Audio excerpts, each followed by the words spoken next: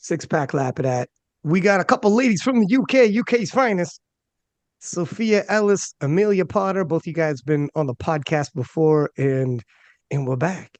We got a lot to talk about, obviously. In the last couple of years, powerlifting in Europe in general has blown up. The level of powerlifting in Europe has gone like skyrocketed. Previously, America was extremely dominant at the World Championships. Still is. They're very, very solid team. However, in Europe, there has been a substantial leveling up, particularly on the women's side. So all several Europeans now are world champions. And then as such, the European championships themselves, how credited they are to be a European champion has also leveled up due to the level of powerlifting we're seeing coming out of Europe. And then on top of that, adding another layer, Sheffield, introduced in 2023. Obviously, that Sheffield, for everyone who doesn't know, is in the UK. And the UK scene, how that has impacted British powerlifting, the UK scene having possibly the biggest powerlifting competition in all the sport based in the UK. And what we're seeing there for the popularity, not only for British powerlifting, but people now travel to the UK and what that's doing. I've said it several times on the podcast, how many times I've listened to other podcasts that are not powerlifting and they talk about Sheffield and what's going on in Sheffield. And so the impacts and the ripples as such, want to talk about your lifting, Sophia, and leading into the European Championships. You're the number one nomination in the 76s. Some of your goals, you've had the title of the biggest deadlift in British powerlifting, and it got taken from you, but you're close.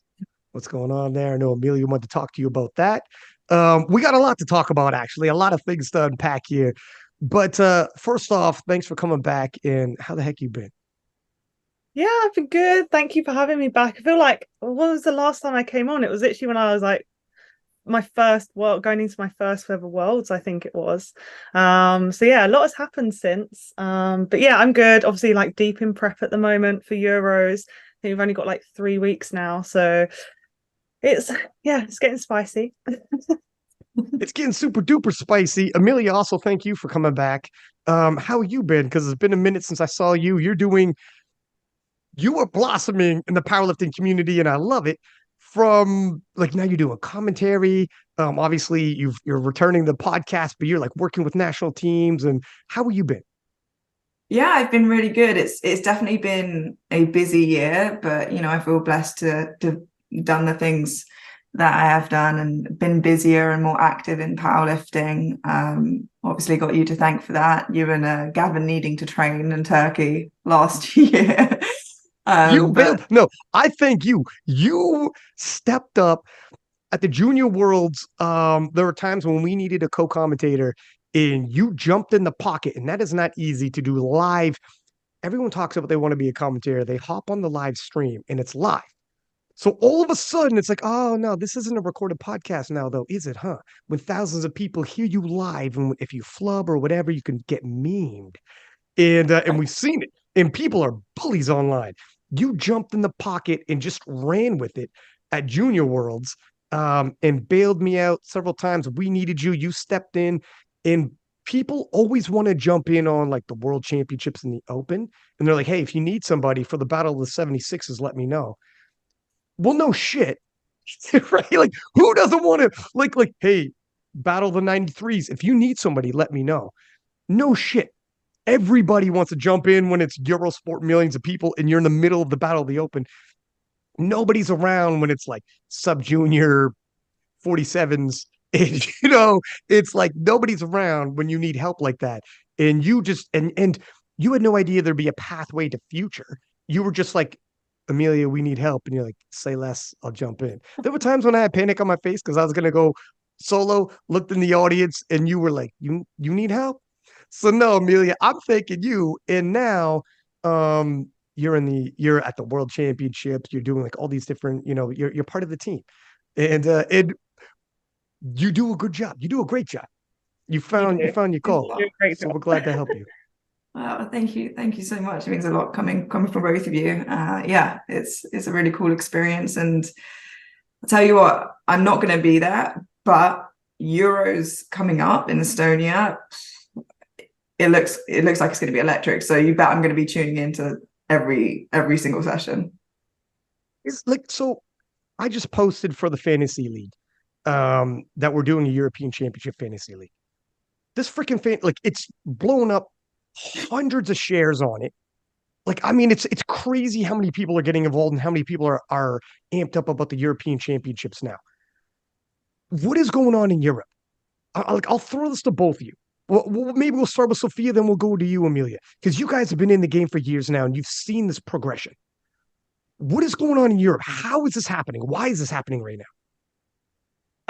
I think what started it was obviously France blowing up, and like we know when we had some like massive French lifters come out and just absolutely kill it at Worlds, and then they'll turn up to Europeans, which then really like pushed the standard at Europeans as well, because now we're now like pushing for those guys. Do you know what I mean? And it really just elevated the sport within Europe, and then you start seeing like more and more people come out, and especially in Britain, I think like, well, everyone's super competitive, but we're always like watching people, and obviously everyone wants to be the best. So it's just like, you know, it's just lifting the standard of it. And then even within Britain, we're just getting more and more people even coming up from the juniors or just coming out of nowhere in the open, or even like people who have been in it for ages, and now they're just like really up in their game, or they've really just like peaked. So yeah, it's becoming insane within Europe, and especially the last few European Championships, we've just been seeing it, the bar being raised constantly, records being broken like literally every single year. So it's a bit mental, but it's insane to see. And it's great that so many people are actually like tuning into it now, and there's a lot of hype around it. It's like getting as much as like what Worlds does sometimes, which is kind of crazy. But as I said, I think it's really like some of those big names have come out, and that's drawn attention to it. What do you think, Amelia? Because previously, so everyone watched Worlds, and then people would watch like the American nationals. Now we've seen American national views, like particularly like USAPL, isn't what it used to be in comparison, certainly to Worlds, but Europeans is continuing to drive forward. What do you attribute this to? I think there are a couple different things. Like you said, there's been more interest in Euros and maybe a little less interest in, American nationals. Not that there isn't, like, because there are huge names coming over from the USAPL or just in there already that we already know. But I think that there's a lot of pride for their own countries from every country competing at Euros, and that competition within itself adds another element. It's not just which athlete from the same country is going to win. It's, okay, what country is going to win, who from what country. And as you said before, so many of the people winning Europeans, they're likely to be world champions as well in a lot of these cases. So it's not just, okay, we're just going to watch some powerlifting. We're going to see titans clash. We're going to see the best of the best compete again. We don't just get to see them at Sheffield or at Worlds, but another competition, like another big competition. And I think it just gives people who enjoy powerlifting as a kind of a viewer an opportunity to see, again, really, really high quality lifting. And I think a lot of these lifters aren't afraid to really, really push at every competition. Like, they're not going, oh, we've got Worlds, so we're going to sandbag it, or whatever it might be. They're just going, I'm going to show them every kilo that I've earned in the last X amount of time. But I think, it's continuing to grow as, like EuroSport shows, as, I think they did Worlds as well, but I think looking at Euros perhaps, really, really enjoying watching it grow, and hopefully it continues to do so. You have a couple good points in there. I'm going to hit a few of those, but first off, EuroSport's impact. And then you said, not sandbagging. People actually go all out at Euros, which is very true. Like, we've seen people earn, we don't know officially, but make serious statements at Europeans, and then end up going to Sheffield because it is an international competition. So if you were on the, on the teetering point, do they get the wild card? Do they not? Well, Euros is a fantastic way to, showcase. And if you show up and show out, like I remember Jacob last year breaking the 57-kilo world record. Now, it doesn't mean necessarily, like, obviously SBD's not saying this is why you were invited, but it's just another way avenue to, on an international scene with international judges, break a world record and make a major statement like that. But I also want to talk about the time change in terms of the calendar for Euros and how you guys feel about that. But first, you made a very interesting, before we get to those two, you made a very interesting point there. And I think this might be something that you're on to. European Championships is still an international competition. So there's still nation versus nation and several nations in there. And other national championships like the USAPL or just Powerlifting America or any national championships, they have world champions, yes, but it isn't nation versus nation. And it's not so much, it's teams in sports.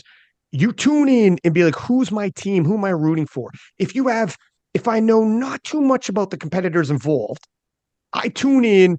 And if it's a sport where I'm like, okay, is Canada playing and I'm Canadian, say less, I'm just going to root for my guys. At the national level, people think, well, we have team versus team. You can have, this, like the strength guys versus the flex squad or craftsmanship or whatever. But the thing, you have to be a super duper powerlifting nerd to know whose team, what lifters on an actual coaching service. You have to be a super duper nerd to know all that. Powerlifting, if you think that people are going to know who's coaching who at all different levels, it's not going to happen. That is like literally the 1% that actually going to tune in and already know that. And as it's coming out, like on the screen when you're watching, that's not being doled out to you. Maybe the commentator might say, this person is trained by that person, but that's not enough for you to keep tabs on what's going on. However, when it comes into the nations, European championships, I don't need to know nothing. I tune into Euros and I will see the British flag and be like, there's ours. And I'm rooting. And I'm like, where's Team Britain on this one? Next session comes up. Okay, we got one here. Oh, wow, they're in contention for a medal. Say less. And I'm watching this. I have a team to root for, and it becomes a team sport. And that's very important because when you first jump in, you don't know who all everybody is. We take for granted. Like, I think 100% we need to know background stories, etc. But initially, it's just an easy way to bring people in and get people on like team sport wise. So that's a really good point. What do you think, Sophia? Do you think that's one of the reasons why Euros is so appealing because it's an international competition? Oh yeah, 100%. Like, yeah, it's not just about obviously breaking the records and everything, but we do definitely, I think even within Britain over the last few years, we've come together as a team a lot more, and it just makes it way more enjoyable for the lifters as well to be part of something because it is such a individual sport. So it's nice to feel like you're a part of something and obviously representing your country and being a part of that team. And I think we just all end up just hyping each other up and watching each other, supporting each other.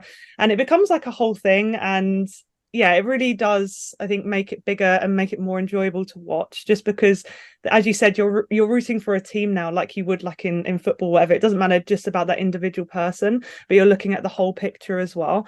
And that's something that we end up considering as well, like more so is just what do we get for team points kind of thing. And that is the end goal, is that we want to win as a team. And then you kind of be like, oh, this team versus this team. And then it gets really exciting. So yeah, I think that's definitely a big part of it as well, for sure. And even when people say, and I've heard people say, like, people in my DMs will be like, nobody cares about national team points. First off, that's not true. Because whenever I post up national team points, who's in first, who's in second at world championships or Europeans, I always get DMs replying to those stories saying, like, yeah, but, and people are debating and talking about it, and like people care. So don't let nobody tell you nobody cares about national team points and how nations end up. That's not true. When the Olympics come on, the medal count matters. People take pride in, did you see where our medal count is, etc.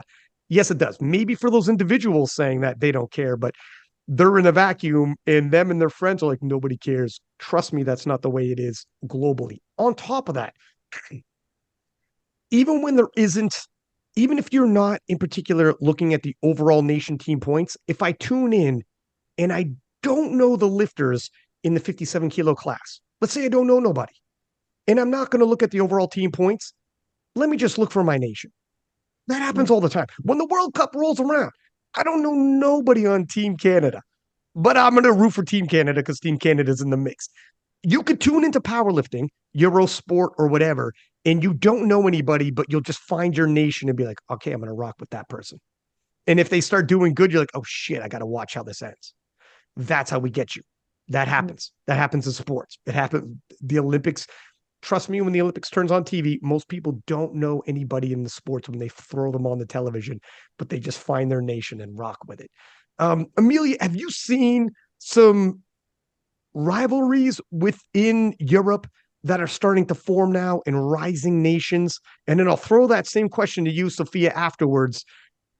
What are you seeing in terms of rivalries? Because it historically might be changing now.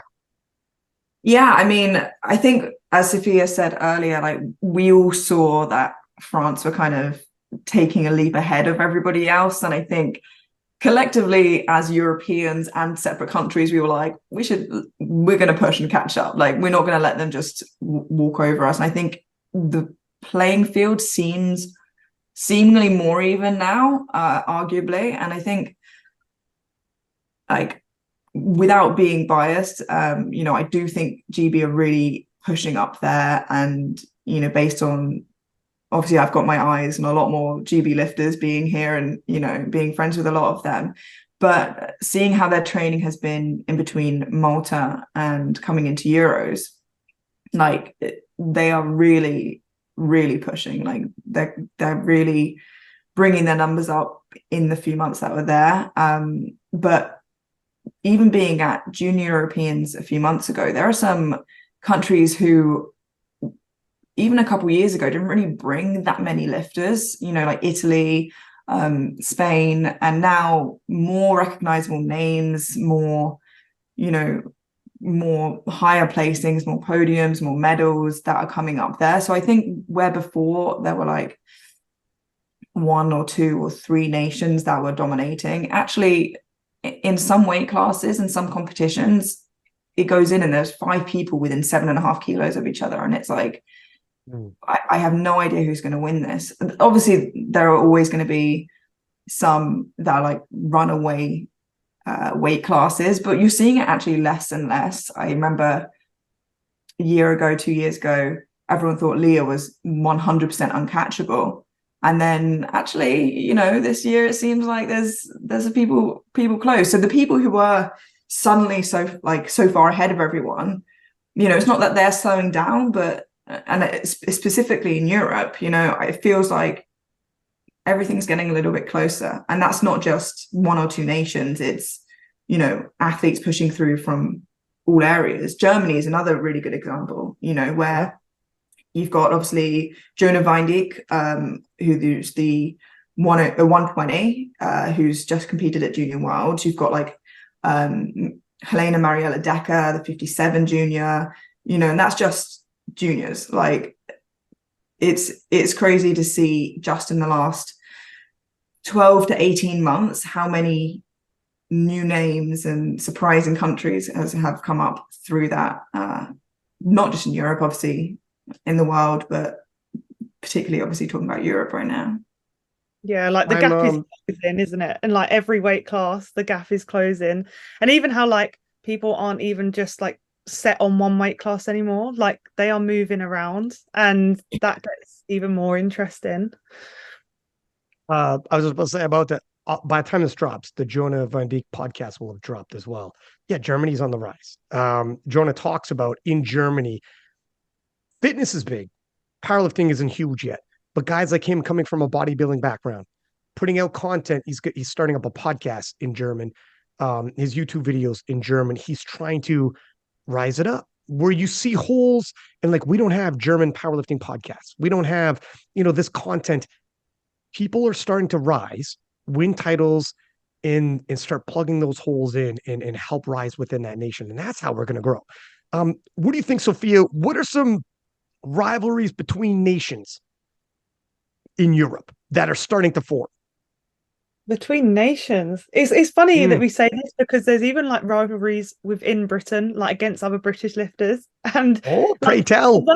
Even though it's kind of like always on socials, it's like banter. But I think it does like really just like push each other as well, even though, do you know what I mean? Like, even if they're not in the same weight class, people are like pushing each other, and you can even see it in like the group chats and whatever. It's always going to come across as banter, but it does secretly like push that other person. In terms of like from different countries, like more so in the men, they kind of like show it more, especially on socials. Like they'll be more vocal about kind of like rivalries and picking out people. A lot with like, you know, the 93s, 105s, 120s, you see it a lot. But specific ones, I'm not so sure. Honestly, I've not been like on socials as much recently just because of prep and trying to get into the right mental space. But you can see it like between, you know, the top 5 lifters, they tend to all be kind of like going for each other's throats sometimes. But it's kind of like boxing, isn't it? Like when they start calling each other out, it just gets a bit more exciting, builds that hype around it. Like, who would you say is Britain's biggest rival in Europe right now? Is it France? Is all eyes on France because they've risen so quickly? Like, yeah, France is always a big one, I think, like especially last Europeans, in terms of like teams. It was obviously we were going against France. The men ended up winning, the British men ended up winning it, but then the female side, we came second to France. So it's always kind of like, so now this time obviously we're going in wanting to be the best in both. So yeah, it's definitely France is up there with one of the biggest ones. It's definitely seen a lot more of Spain coming through, which is interesting to see, especially on the female side. But yeah, it's been interesting even when looking at nominations, like a few new faces that haven't been around for a while coming through. So yeah, I think it's definitely keeping everyone on their toes and not to kind of like just get complacent with it. So yeah. And Italy's fast In rising. Italy, for sure. My Italy, God. for sure. Italy, like Chiara Bernardi, who's like number 2 in the 63s in Italy, is an absolute monster. She just happens to be behind Carola Gara. And by the way, all European showdown, probably the biggest showdown in powerlifting, period. It's going to happen at Sheffield.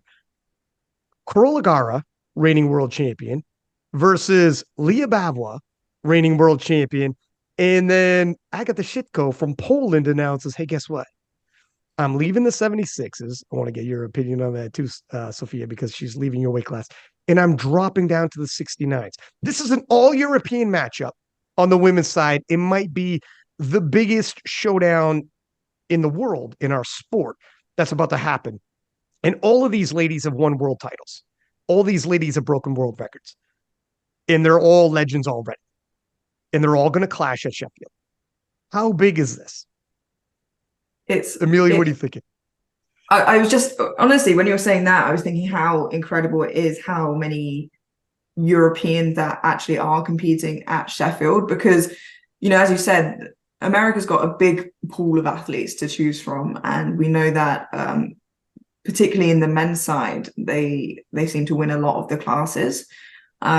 So especially on the women's side, it's really, really cool to see so many European athletes, even if they're not like British. It's always nice to see like Europeans, same way as, you know, maybe Canadians and North Americans with Americans will pull together there and be like, hey, it's great to see Canadians and Americans there. It's just very, very cool because of the fact that each country is so much smaller over here. So it feels a little bit tighter knit because, you know, Sophia, you'll probably get this, that you go to Euros and you kind of know everyone. It's like going to like a private school. It's like going to like a small uni or just like be living in a small village. It's like you go and you recognize everyone, like the coaches, the athletes. And so when you see them on that kind of big stage at Sheffield, you know, it's really, really cool. So being able to mirror that with the Europeans upcoming is very impressive. Yeah. Especially teams like, you know, like Sweden, like they come in and they train together often as well. So Is like that right? bring that like team morale with them, and then other countries see that and want to be like that essentially. So it's good to be around those other countries. And as you said, like we're all obviously a lot closer in terms of like distance and whatever, but we also all probably like follow each other on Instagram because we've seen each other at previous comps or worlds or whatever. And yeah, we're always like watching out for each other. But yeah, it's going to be really interesting. And especially when you said about Agatha doing that reverse on on us all, like Nice. I didn't expect that because, well, it's funny because when it got announced on Instagram, I was shocked because we were actually speaking about it about a few weeks prior because someone had mentioned, oh, someone's going to drop down to the 69s because someone's got beef. And I was like, what? Who's beef about this? And then we were all trying to guess, and I thought maybe Carlina would drop. But then when it said Agatha, I was like, oh, damn, like, did not expect that at all. But that is like spicy. Like, I'm excited to see that. Like, she's gonna, fuck some shit up. Gonna fuck some shit up for sure. I don't know what's gonna happen. So I put a poll up, who everyone thinks is gonna win, and people were saying Leah. And I don't know if here's the thing: when you drop down, there's a bit of a question mark on how much of your strength you bring. I had Agatha on the podcast, and Agatha's like, I'm thinking I'm going 580 and up. And her body weight was artificially, she had competed and she like at Girl Power, I think it was Girl Power, but relatively recently. And to hide her intentions of dropping the 69, she water loaded and weighed in with the water in her body. So her body weight was artificially heavier. So people who saw her total, she actually pulled her last deadlift was for 600 kilos. She was going for the 600 kilo total. And it appeared as though she was like a slightly lighter 76. But in reality, she was closer to 71-ish kilos, which is like a water cut away from 69. Pulling for 600 on her last deadlift. Like 600 was like the goal at that body weight. Artificially putting water in her body to weigh in heavier so nobody knows I'm dropping down. So what she brings to the table as a 69, who the flip knows? I don't know. It could be 580. It could be like, are we going to see a 69 kilo lifter hit 600? That's insane. That's insane to me. But it's freaking Agatha. On the flip side, it's fucking Leah Babwa and it's Carola Gara, who are in so let me get your opinions here. What do you think's going to happen? Do you think people like Agatha dropping down? Because I had said this before and I shared it in the story 2 years ago or a year ago, whatever. I was like, these 63s are so exceptional and so special. They can campaign as 69s right now and be either winning, pushing the world record, etc., like Leah's doing. But eventually, an exceptional 69 will show up. That's a true 69 because Leah is not a true 69. For me, a true 69 is someone who is a little over 69 kilos and cuts to it. And they're like, I'm maxed out when I walk into the 69 kilo class. Leah Bavois is like consuming whatever the hell she wants and still has room. She's not even weighing in at the upper limit of the weight class and eating whatever the hell she wants and just doing whatever the hell she wants and still winning. In true, if she wants to get super tight on nutrition, etc., she's going back to 63. Where already, Carola Gara, the reigning 63 kilo world champion. I got the shit code dropping down. We have a true 69, I think. What do you guys anticipate? Do you think, is this dangerous for Agatha to do? Is this more like, you know what? She's going to pull an Evie Corrigan and surprise everybody. And this is the order of things. This is what we had 63s campaigning as 69s only because we didn't have that, because we had special 63s, but we didn't have that special 69 arrive yet. Now she's here. How is this all going to play out? Or is Leah Babel going to win it again and be like, wow, or Gara going to win it again and be like, well, I think it'll be like, if if Agatha is sitting at like 71 pretty comfortably, and then she could just, that's an easy water cut. Like that's what most 69s will do to water cut. They'll sit around 70, 71. And if she can keep her strength on like her bench, because that is what gives her a big, add to her total. I think it will be a very tight battle. I mean, but as you say, like Leah's still got like a lot of room to grow into the 69s, as is probably Carola, because Carola's only just really come up. So it'll be interesting from their side to see if they've put any more strength on their total. Like, I definitely think I've seen like Carola, and she's looking like hella strong as well with her bench. So the battle of the benches between Carola and Agatha will be interesting to see. And then all of them have like a pretty decent, like strong deadlift. So I think it will probably come down to the final pull, if I'm honest, just because of where they're like all their squats are relatively like near each other. So I think it would probably come down to the pull, but it will be interesting to see how much strength that she can keep with that cut. But to be honest, I can't see it changing too much, considering if she is sitting at that like 70, 71 kilos. What do you think, Amelia? What do you think when you see this? I mean, you kind of referenced Evie before, and she lost, what was it, 17.5 kilos on her total from a 57. Like she kept a lot of her strength and then hit a huge total as a 52. So we know she kind of busted that myth of, oh, you're going to drop weight class, you're going to get a lot weaker, and as Sophia said, like she's not heavy at the moment. Historically, she's competed as 76, 84, like in between competitions. So to see her come down is really interesting. And, there is that one side of things, which is asking, okay, is she going to drop strength? How much strength is she going to drop? But if she's been secretly slowly doing this cut for a little while, and we've actually still seen her deadlifts go up and her training still progress, then, maybe there's some magic going on behind the doors there that we've not seen. So I think it will come down to the last deadlift, but also to very, I don't want to say sensible, but strategic play on the day of the competition, because, as we know, at any competition, let alone Sheffield, one mislift or losing a few kilos here can be the make or break. So I think it will be how much strength can she retain, which I think actually she'll be able to retain a fair amount of it, and who's going to have the best game plan on the day. And that's obviously an athlete coach combination, but I think there's a lot that's going to go into it, and whoever can make as many lifts as possible, I think will walk out. I think it's going to be that close. I think it will be, if you can make all your lifts. I think if they all went 8 for 9, it'll come down to the last deadlift. But as soon as one person maybe slips up and loses a few kilos, potentially they're out of the race. So I think it's going to be like that horse race, which is, someone goes ahead, someone else has pulled ahead, someone pulled back, and then they're ahead. It's going to be like that the whole way through, I think.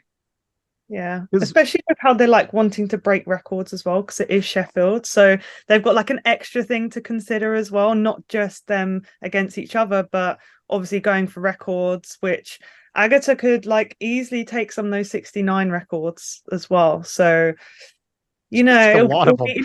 Yeah. So it'll be interesting to see whether she like wants to push for a record or push them maybe to like the win. It can, yeah. And she's, to be fair, like even in terms of her height, like I think she could like easily lose some, like drop some weight and it not affect her too much, just because she is like one of the shorter 76s, so she kind of like would fit quite nicely into the 69s.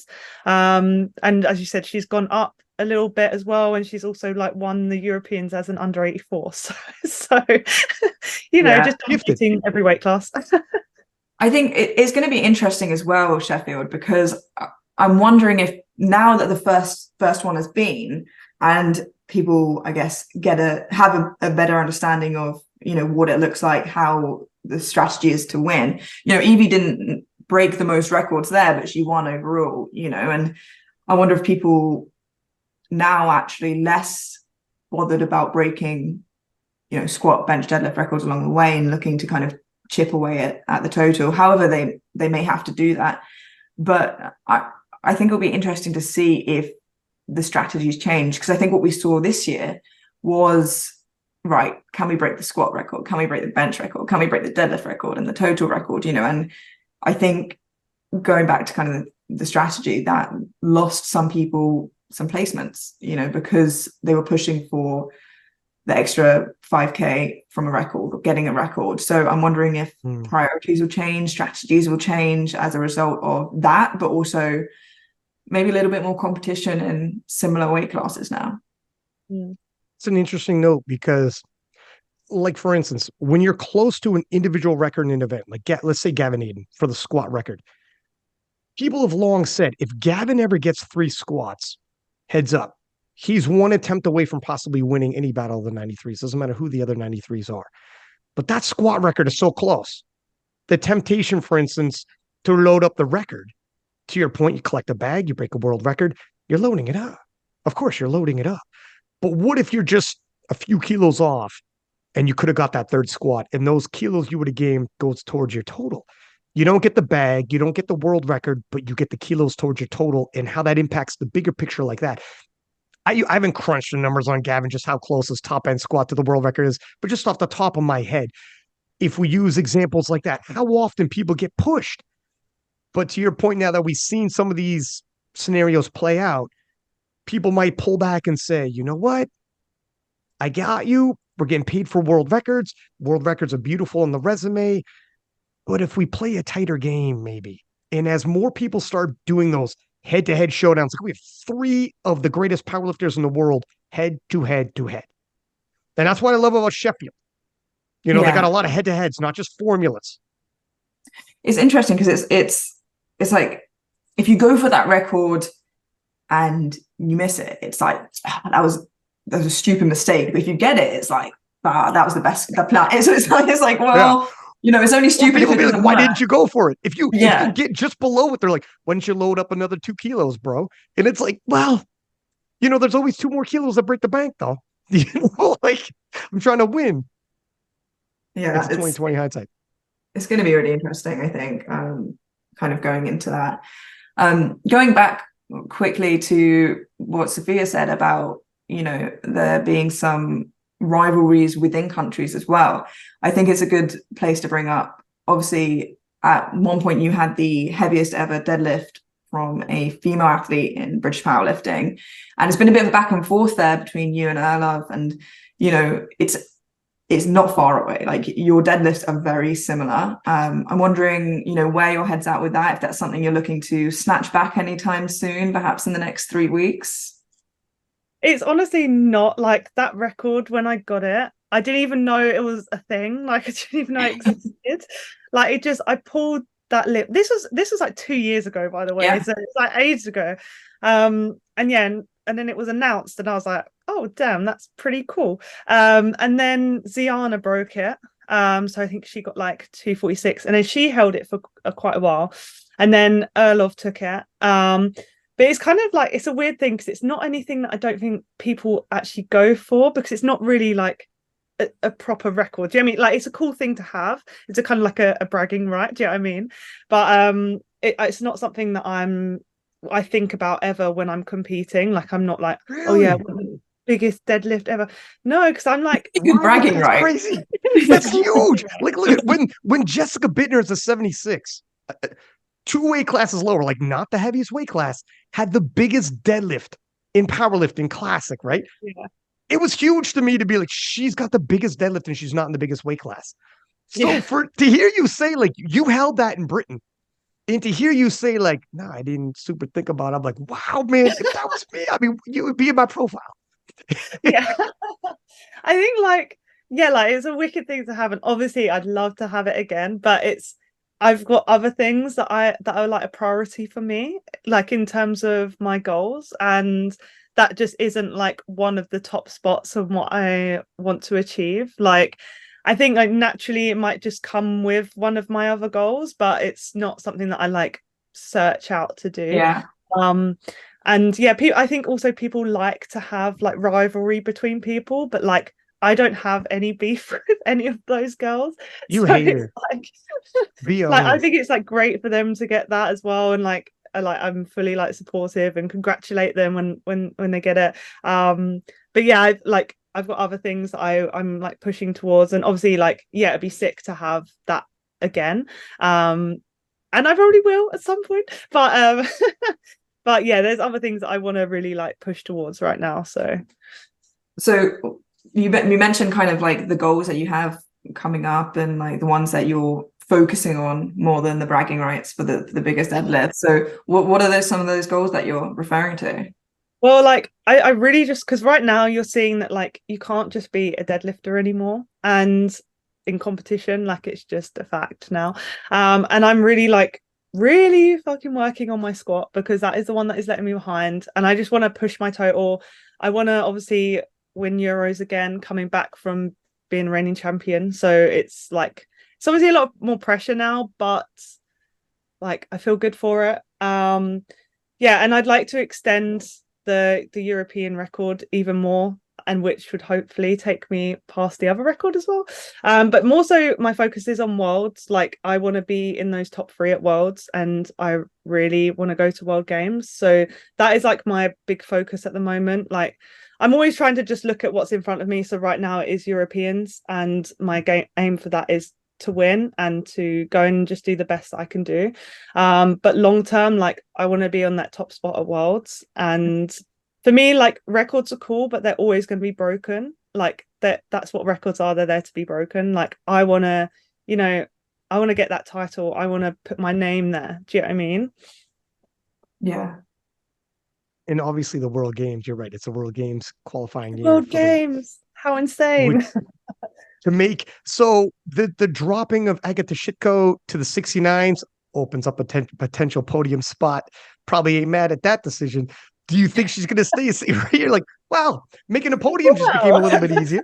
Of the big 3, because for a while there in the 76s, the big 3 was Carlina, Jessica Bittner, and Agatha Shitko.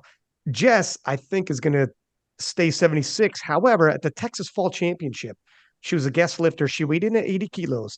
And she has mentioned that she's thought about moving to 84. I don't know if she's going to do it in 2024 because it's a World Games year. She might be thinking along the same lines you are. But she weighed in at 80 kilos and has previously in the past talked about moving to 84. Put a pin in that for what it's worth. Agatha Shitko said, I'm going 69. Agatha's not sure if she stays 69 or she makes a full-on run and wants to grab a title or attempt to grab a title at 69.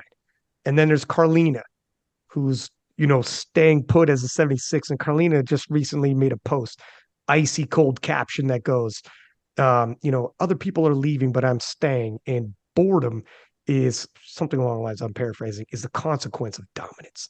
And she's like, when people ask, like, will you get bored when other people leave? And she's like, that just means I'm dominating. I mean, if it's title after title after title type deal. What are your thoughts on the movement of the 76s? How you think it's going to impact your weight class, and how you think it's going to impact you and your goals and the possible future pathways? Yeah, like I'm not like set on like, oh, they've moved now, so like that's my chance kind of thing. Like, because she can always come back. Like Right. They're always still around. Like she's gone down for Sheffield, but it doesn't mean necessarily that she's going to stay 69 for Worlds. Like you never know what's going to happen, and you can't like be like, yeah, this is going to happen, because what if it changes? And so I think it's really interesting that people are moving, because it used to be that people were like really set on weight classes, and then they'd move up, and then they'd stay there, and then they'd only really move up. So to see such a mix, and people like big people, like the top 3 people like moving weight classes, it does open it up a lot more for other people to then obviously get those spots. But who knows? Like you don't know if they're going to move again. There might be even more mix up. There might be some 69s who then come up to the 76s. There might be some 84s who drop down. So, you can't really like predict what's going to happen. All I can say is just going to keep doing the best I can, keep just like chipping away at my total. And I mean, I haven't even really properly filled out the 76s yet, so I'm still trying there. There's even been like talk at one point of me dropping down to the 69s, which was did you imagine? Concept at one point. But I think for me, right now it's definitely just keep trying to fill out the 76s and just be the strongest possible version of me. But yeah, it'll be cool to see if there is a bit more movement there. It'll definitely, yeah, keep people on their toes. Sheffield has to an extent become that competition, and I kind of like it. Well, first off, just for everyone listening, I pulled up the 76 kilo for the World Championships in 567.5 was a podium finish, and you were just outside of you're on fourth place, just off the podium. So you're right there, up in the mix. And to an extent, are you at the point now where you can tell yourself whether there's movement or no movement? If 560s can possibly get me on the podium, you should be there by the time the world rolls around again. Yeah, for sure. Like that is what I'm aiming for. Like I've come fourth twice now at Worlds, and That's the, I don't want to be that, fourth right? again. Like, Yeah. I mean, the World's just gone. Like the biggest highlight for me was like getting that gold in the deadlift. Like that was just so insane. And I think because of my first Worlds, I was kind of robbed of a medal because of obviously the failed drugs test, and that kind of hit me because I've never Speak to it's that. never Sorry. Speak to that because I forget. I think this rings a bell to me, but it's been a hot minute. Yeah, so I think it was last year we found out, or the year before. Yeah. The Italian lifter got failed a drugs test, but it was like after Worlds.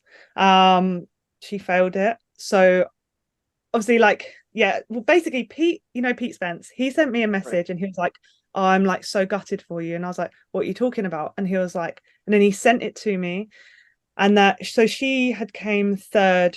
I think it was third or second. She came second at Worlds, but she beat me off the podium, and on deadlifts as well, just by chipping my deadlift.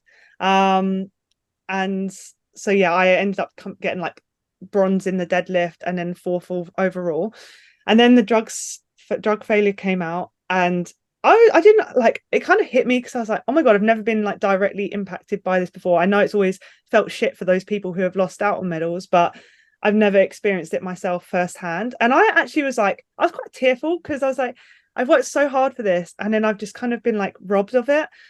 And even like some of my friends from Italy who are on the Italian team like reached out to me and were just like, we're like devastated as well. Like we're so sorry to hear about this. Like, and I was like, yeah, it's pretty shit. So to come back this year and now actually like get the gold in the deadlift and like earn that spot there really like meant a lot, and that's why it was just so emotional for me because I had that.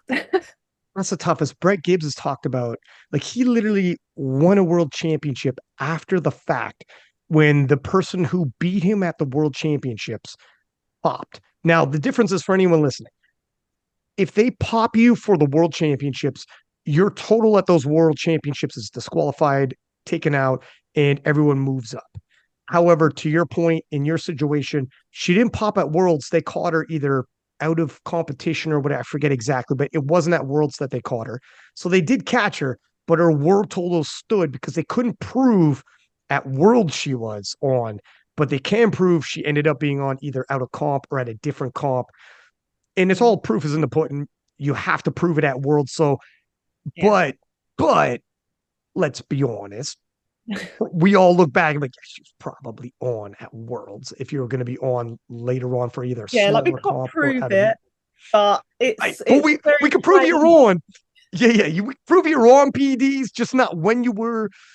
But yeah, that's tough. And Brett says, I was robbed of my moment. Even if you give me the world title after the fact, and they did, he's like, I didn't get to stand on the podium and hear my national anthem. I didn't have my flag up there. My countrymen and countrywomen watching the stream and my parents and everyone back home didn't get to see me on the platform and have that moment. After the fact, I got the gold, and that's great. I'm a world champion. I love that. But I missed my moment in that night in flying home. I'm a winner, and I'm telling myself, fuck, I lost. Even if it's a silver, I lost. I didn't have that. You took that from me. And Yeah. then when people like bring up his name, I forget his name now, the gentleman who popped, I think he's from Colombia. He's like, I'm not over. I'm bitter. It's tough. So to your point, yeah, it can be devastating. I'm glad they get popped. I'm glad they catch them, but it's never Yeah, going to and be perfect, it's right? like the opportunities that you miss out on as well. Like if Yeah. you're like at my first Worlds, if I had got on that podium, like what opportunities have I now missed out on, like sponsorship, that kind of thing. Like, yeah, it's like definitely like the moment has been missed. And like for something like Brett with being world champion, like that must be actually horrendous, like, because you've missed that experience of even, yeah, maybe you've been handed it, but it's just not the same. It was like in the Olympics, if how weightlifting, there's always people being popped. And this guy, like 5 years later, where the urine sample had been retested because methods had improved, and he got given his like world champion medal outside of a Burger King. And the Olympics Jesus. I mean, it's great for Burger King. Burger King's like, we'll sponsor you, Playboy. Come here, and we'll give you the medal ceremony. Crown him. They put a crown on him. It's your burger. He's got a burger he's got a Whopper in his hands. Like, whatever, it works. It is what it is. But to your point, was like the Olympics was like held in like Athens or something, and then he's been like, it's just not the same. So yeah, it's like it's proper crap, but you just got to kind of like, yeah, move on from it and just use it as fire to just go get it at the next championship. And it's really crappy in the moment, and it's something that you carry with you, but you can't, there's not much. At least there is now like more testing, but it's still happening. Like, it's just, it'll never be perfect. At least they got caught. At least she got caught and she's gone. She's not going to future impact you. She's not around no more. Yeah, exactly. Yeah, exactly. I mean, I think she actually won a nationals and then got popped afterwards, so she'd even like taken spots from that nationals. But yeah, I think the whole, because Italy, how they work, they're in clubs, and I don't think any club will actually accept her now, because of that. So yeah, it's what it is. I was also going to ask, talking about I Get the Shit Go in Sheffield and her dropping weight classes. We're only 2 years deep in Sheffield. I get it. But we're starting to get a bit of a trend here when it comes to Sheffield and these kind of like surprise announcements. Like, it's become special. I like the fact that last year Sheffield, there was rumors of like a possible, some movement between the lifters. And then I remember before Sheffield happened, I think it was the day before, I had a round robin meeting, like interview with all the French lifters. Leah, Jad Jacob, Noemi Alibert. Was there another one? I think that was it. I think that was it. But anyways, and I remember asking Noemi, how do you feel being here? Usually you're at the World Championships. You have all the world's finest going against you for motivation. How do you feel being at Sheffield and being the solo 52? And she says, I'm not the only 52. Oh, you're not. And then the follow-up, who's the other 52? And she said, Evie Corrigan's the other 52. And I was like, whoa. And how did you find out? And she's like, I can't say, but it got leaked to me ahead of time. And it became talk of the town. We go into Sheffield. Evie Corrigan does what Evie Corrigan did. Massive upsetting of the odds. I mean, she was literally placed out of 12 females to come in 12th. And she said herself, as I should, I made it through as a regional wild card. At the World Championships, I wasn't, podiuming or whatever at the 57th. You wouldn't see me coming. And then this happened. Now this year, I Get the Shit Go kind of does the same thing where she makes this big announcement and, oh my God, the Battle of 69 is so much richer. Do you think Sheffield moving forward is going to become this event where people are like, okay, I got my world title. Now I'm going to start shaking things up. Now I can either move up, move down, and why do you think this is happening? And do you think this is going to encourage future shakeups like, hey, what the fuck? I think I'm going to shake things up. My world title's not, I could always go back to worlds in my normal weight class. Oh yeah, definitely. I'm going to ask both you guys this. It's kind of like the Arnold's, isn't it? Because it's like not the exact same, but it's an invitational. So you don't have to qualify within a weight class. Like, you're invited, so that allows you to then, move weight classes. And I think it just opens opportunity for people to do that. Because for Worlds, you have to almost like, well, in most countries, you have to qualify within that weight class at a national and then go to Worlds within that weight class. But with Sheffield, you have the opportunity to go wherever you kind of want to it, because you've already been invited. So it definitely gives people that opportunity to kind of like consider moving around and messing things up a bit. And I think we'll definitely see more of it as well once people have secured certain things within that weight class. I think we'll start to see them shake things up, because they'll start looking down a weight class and being like, I could take that record, or I could actually push the total a little bit. I'd actually be a little bit more competitive there. So I think we'll definitely see more of it in the upcoming years. What do you think, Amelia? Yeah, well, first of all, I'll go back and correct myself. When you were talking about the French lifters, I said Hannah because I thought you were talking about this year's Sheffield. So I was just lost in thought for a moment there when I was thinking about that. Like Hannah, and then just like stopped and like, oh. Yeah, I was like, oh, he's talking about the last Sheffield. I was like, never mind, then I'll correct myself later. But no, I think it's gonna be really interesting because it's added another layer, like another dimension to competing in powerlifting, because there's at like Worlds, at Euros, there's this level of gameplay that the coaches have, and they have that because they change the attempts, they have you put like a fake opener in, you got like all these small little things that they do, but it adds another level of strategy, another level of gameplay kind of within it, where they can twist and change and throw in some diversions or some mystery, perhaps convincing people they're in one weight class and going in as another. Who knows? There might be somebody else who is still yet to show up in a different weight class. Like, we don't know. Gavin Aiden might be in 83. Like, I was just about to say, I love that you just said that. The size of his shoulders, though. He's a big boy. Here's the thing. He's flirted with 83, and then he posted a picture of himself like shirtless, and it was in the stories, and I responded, "Nah, you ain't going 83." And he's like, "What the hell's that supposed to mean?" He's like, "Oh my dog, you look thick." But here's the thing, though. The beautiful thing about Sheffield, it won't pull you out of the calendar year, and we'll get into the calendar year as well because Euro shifted on its position in calendar year, but it won't throw you off of your calendar year in terms of qualifications. So if you change at nationals, sometimes national teams won't put you in for that weight class at Worlds, or obviously if you don't go as in your weight class at Worlds, you're not going to become a world champion and qualifying for Sheffield, etc. But you could go through your normal calendar year, and then you plunk it to Sheffield, do whatever the hell you want.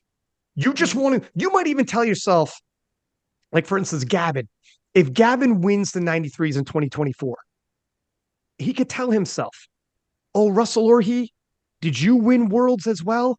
I would love a mega showdown between me and you. And can you imagine Gavin and Russell Orhe, both massive followings on social media, going head to head? And in some cases, we might see some lifters saying, you know what? World records be damned, whether it's 93 or 83. Some people will look at it like, how close am I to taking the 83 world record if I cut? How close am I if I stay 93 to get it? Or you might be like, I don't know. They're both world records, are both pretty far, but I do know if I go head to head with Russell Orhe and beat Russell Orhe, the bigger picture and what that does for my social media and all opportunities could be even bigger than that. Like, just to show the platform itself of Sheffield had 400,000 views or something like that. For perspective, when a UFC rolls around a pay-per-view or boxing, if they get 400,000 pay-per-view buys, they are extremely happy, very successful. Now, Sheffield's free, I get it, but just to give you, in terms of eyeballs watching, it's a massive platform, and any athlete on a platform where 400,000 people tune in should be very, very, very, very happy. So for some people, it'd be like, this is an opportunity on a massive platform to me to boost my brand and everything that falls out afterwards, whether it's sponsorships, do you have an app, do you have services, do you have merch? Gavin has all those. So, hold on a second, sorry. Gotta blow my nose. My allergies are getting the best of me. But so there's going to be some of that as well, where the bag for the world record is one thing, but if it's all things being equal, you're asking yourself, kind of like boxing and MMA, is this a mega showdown? Is it worth me to cut just to entertain that showdown, to be the talk of, like, for $5,000, would you give up a mega showdown and be the most anticipated showdown in the entire sport across the world and the talk of the town and the fallout afterwards if you win? there's bigger concessions and pictures to be taken here. Just like when Russ went USAPL and he's like, well, I can wear my gear on the platform. Sure, but the platform's much, much, much, much, much smaller. There's bigger concessions to be taken in. And now he's like, well, I'm going to IPF Worlds, even if I can't wear my equipment on the platform. Such a bigger platform, and all, so many more people are watching. Everything I do after this is it's gravy on top of that. What are you guys' thoughts on what Sheffield does in terms of offering a platform like this? Yeah, nobody's safe. Like, it offers like such a big platform. I think when I was working with SBD on the social media side, I could obviously see the insights and how we actually like saw how much of an increase people's following went from Sheffield, which was like super interesting. And Jesus gained, no joke, like tens of thousands of followers just like on the night of Sheffield. Wow. So just on that night, he gained tens of thousands of followers. Like, it was insane. Like, those people who came out on the top, their following just like spiked massively. Like, the insights that we were getting was just insane. And that was on the first Sheffield. So now it's like even bigger now. I can't even like begin to imagine like how much this will do for the lifters. And even like SBD as well. Like, it's just boosting everything. So it will be, it's such a good platform for them in every aspect, to be honest. What do you think, Amelia, in terms of balancing opportunity of a mega showdown? Like, even if the world record's obviously 69 kilo record is lower than 63, but let's say it wasn't that. The opportunity for those 369s that we have clashing and being the talk of and everything that can fall out afterwards. What do you think about this? I think, like you said, Sheffield is so different from what Worlds is, what the nationals are, what Europeans are. It's more of a show, it's a spectacle. And, Pete Spencer's spoken about it before, how, he wants to make it a bit more like e-gaming competitions, where it's, really big. And that's actually, a huge industry. It has a huge following. But even just looking at other sports, kind of, there are events that are going to be more watched that need to be or are made into more of a show. The Super Bowl in America, for example, like, it's got a halftime show with a huge celebrity. Like, it's got the clash of two titans like fighting for the cup. I should have chosen a sport I know more about, if I'm being honest, for an example, but like, it's there as not just, wow, we're seeing a group of the strongest people in the world, but we're also seeing a spectacle. We're seeing a show. It's like going to the theater, and it's I think that's a huge part of it, to then be able to advertise, to entice people to come and watch it. Because if it was in a cold sports hall and you're sat in plastic chairs, but the lifting was just as good, the lifting would just be just as good, and it would still be amazing. But the show that SBD put on for it, that brings it to the next level. So I think the showdown between athletes and that being more competitive adds that extra layer. And like, an example is, different crowds are being brought in to watch it. For Sheffield this year, I think there were strongmen there that were invited to come and watch it. There were athletes from different sports who were there. Like, it was introducing, different parts of a similar culture to powerlifting in its best form, with its best face on. So I'm gonna snowball off your point. So I do jiu-jitsu in my pastime, and I was in Franklin, Tennessee in the US for my day job, walking to a jiu-jitsu gym, and I didn't know who it was at the time.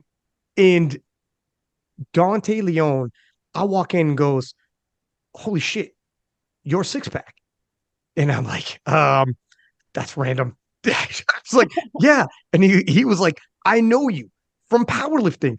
And Dante Leone is a 2-time world champion black belt in jiu-jitsu. I mean, top of the food chain. These are the type of individuals that, I mean, you see UFC fighters who bring in these world champions in grappling and train with them, etc. Like, Deontay Leone is tip of the spear athlete in another sport, jiu-jitsu, And these guys follow powerlifting. And I checked and oh my God, he follows King of Lifts. He knows who's who. And I'm like, and he's talking about the IPF and whatnot. I'm like, this is where other athletes from other sports, previously we had said nobody's going to watch powerlifting unless you're a power lifter. Now, Deontay Leon for sure weightlifts, but he also watches as a fan. And I think to an extent, Sheffield, with like you were saying, if you watch the Olympics, tournament style, brackets, you move up. Let's say it's like boxing. Tournament style brackets, you move up, you win your fight, you move forward. On the other side of the bracket, you win your fight, you move forward until you go to the end, almost like a pyramid, and you have two people at the end fighting for gold medal. Straight up, typical amateur style sports. Then you go pro boxing. It's let's book. The promotions are let's book the money fights. Let's book. This guy's going to move up a weight class to challenge that guy. Bud Crawford moves up the weight class to challenge Spence. Mega fight. And you make the fights that make the biggest pay-per-views. To an extent, that's what we have here. We have best of both worlds now. IPF Worlds, straight up tournament style. You enter because you won your nationals and you show up and you try to get on the podium, etc.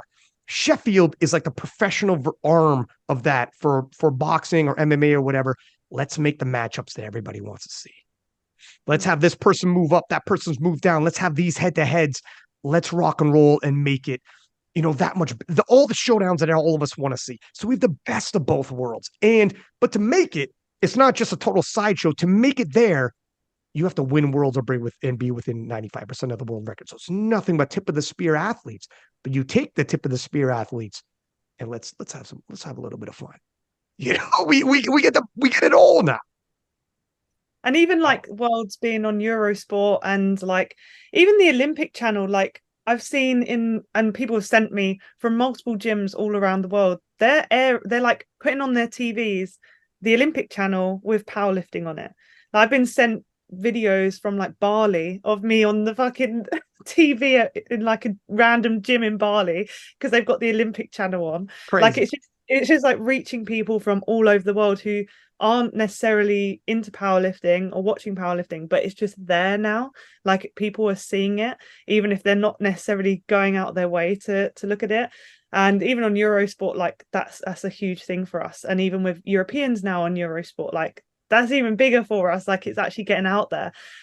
So yeah, with Sheffield, like I feel like it's only going to get bigger. And especially with the viewership and people even now from different countries, they're bringing their families and their teams with them, their gym partners, they're bringing with them, especially like places like France, Italy, anyone in Europe. It's very easy to get to, the UK.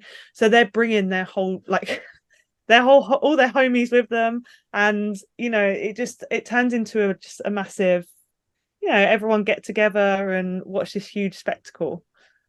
Yeah, at Sheffield this year, one of the athletes that I work with in my day job, who's American, I was just during the break walking down the aisle and I heard my name and I turned around and it was one of my American clients and I was like, hello, like fun to see you this side of the pond, like just bumping into somebody from like America or wherever, somewhere maybe from only a FaceTime call or online, just per chance because you're both there to see some powerlifting is really cool.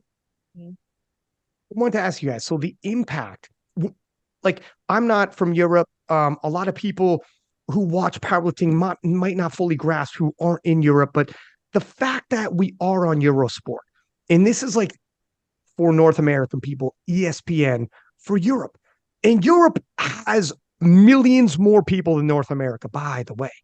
There is a lot more people that live in Europe, individual countries versus an individual country like America, sure. But collectively, Europe is more population, a bigger spread, and we're now on EuroSport, millions of people, as well as Sheffield, as well as the Olympic channel. Pete Spence had shared the Olympics YouTube showed the past world championships 400,000 views on one of those sessions. Sheffield, I don't know where it's at now. Let's say roughly around 400,000 views. EuroSport, millions of views. What's happening now globally because of YouTube and then EuroSport, millions. what is the impact that you guys feel, that you guys have noticed? Obviously, the European Championships now being on there, beautiful to expand within Europe. What are you feeling now with it? And what do you think it's going to do for the future, for both Europe as well as globally? I think like it's just making powerlifting like is a sport. Yeah, I mean, like it's out there now. Whereas people always would get confused with powerlifting and weightlifting, like, oh, you in the Olympics, that kind of thing. And we will probably eventually. But I think even just for like brands, like there's bigger brands now getting interested in powerlifting because it's getting so many views. Like for example, like you've seen like Gymshark, you've seen like other huge brands get involved with it and starting sponsoring athletes and trying to even make kit for powerlifting because everyone wants a bit of it now. Like I've got like sponsors like Vivo Barefoot who would have never even thought about getting into powerlifting, but now so many people wear their shoes for powerlifting and it just naturally happened. So I think it's a huge thing for the athletes as well to now actually, you can actually make some money out of powerlifting now, and it's much more of like a bigger deal because there's so many people who are aware of it and are watching it now. Amelia, what are your thoughts on not only how it's impacting now, but potentially in the future, 5 years from now? World Games is rolling around, World Games on EuroSport, World Games on Olympic Channel, and World Games going classic Raw, and the impact. What might we be in 5 years with brands seeing, wow, there's a market here for this? Yeah, and it right now it feels like the world is dipping its toe into powerlifting. It's feeling it out and it's seeing if it likes it. And so it seems so far so good. Like Sophia said, with some of those bigger sponsors coming through and taking interest and realizing there is a lot of interest and enjoyment within powerlifting. I think a lot of people coming through, like you said, who have slightly bigger followings, who are promoting the sport, allowing it to grow. We've got a junior, Nathaniel Messiah, who is a Gymshark athlete who just won junior Euros, and he has a huge following as well. And he's bringing kind of a new group, amongst other people, bringing a new group of people to powerlifting. And I think as little pockets like that happen and grow, it allows the growth to be organic and I think unforced, which means hopefully it's something that should stick around, it should stay. But even in the last 2 years, it seems like the interest has doubled, and I think there'll always be people who maybe want to gatekeep the sport a little bit because they're like, it's ours, we like being this small sport, but it's only good to see it grow. And it seems to be, on a really strong path right now. And things like Sheffield and the Olympic Channel, EuroSport are really allowing people who would never have access to it before, not only to see it, but to go, wow, this is pretty cool. This is exciting. There's battles and look how strong these people are, and it's showmanship. And, so you've got the Sheffield side of things, like we spoke about before, which is like, man, it's like a theatrical show. But then you click onto EuroSport, the Olympic Channel, and you see the country singlets. And like you said, it's like, hey, I'm from that country. Like, I'm going to just watch along and see how they get on. And, I think like loads of people just naturally do that. My mum, not into sports at all, clicks on, sees, the European athletics, and she starts cheering on the British person, starts shouting like she knows about the sport. And I'm like, yeah, go on, mum, good for you. Cheering it on. And I think that kind of thing is becoming more accessible, where people who may not know about powerlifting can see and support. And some of those people might go, I'm going to look into it more. Maybe I'll start training, and some new faces might pop up as a result.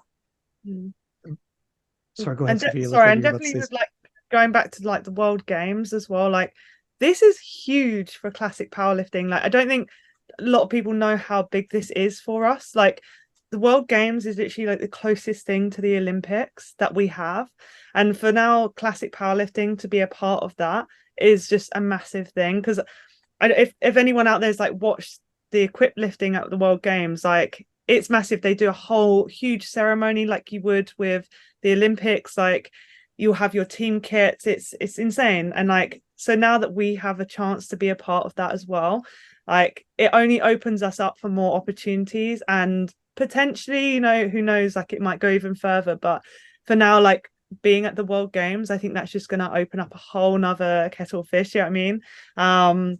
So that's going to be really exciting to see how that goes. When before the IPF went Classic Raw, and it was only equipped, I remember those days. I was around, and I remember people saying when they go Classic Raw, they didn't foresee the boom that was about to happen, and the boom was so big. Now it's an era. There's before and after. That's how impactful it was. That's how we notify the Classic Raw era began. You know, and we put the 2012 in there, and it becomes that. When people talk about World Games, I think you're 100% on the money. The boom that can happen, because it's a multi-sport event with the viewership is huge. All these athletes from all over the world, massive opening ceremonies, and it's a very big event. Happens once every 4 years. The IOC recognize everybody's watching. And what we're going to do at the World Games when it becomes Classic Raw, I think if it's the same boom that we did with the World Championships and we do it with the World Games, massive things can happen. People are underestimating what can happen. I've seen this underestimation previously. We went Classic Raw for the World Championships, and the fallout afterwards, the exponential growth powerlifting had can't be, I mean, just double back. If you weren't around for it, take a look at the numbers. What's going to happen at World Games? And everybody's watching. If they weren't watching before, they will be watching. And when you look at some of the sports that are going into the Olympics and you look at their following, how many nations do them, take a look at their World Championships when it's not an Olympic year and look at the quality and compare it to powerlifting. We murdered them. In terms of the following of our stars, in terms of the quality of broadcast, in terms of the amount of podcast interests, it's not even close. We murder these other sports. Dante Leon, that jiu-jitsu world champion, here's what we have that other sports don't.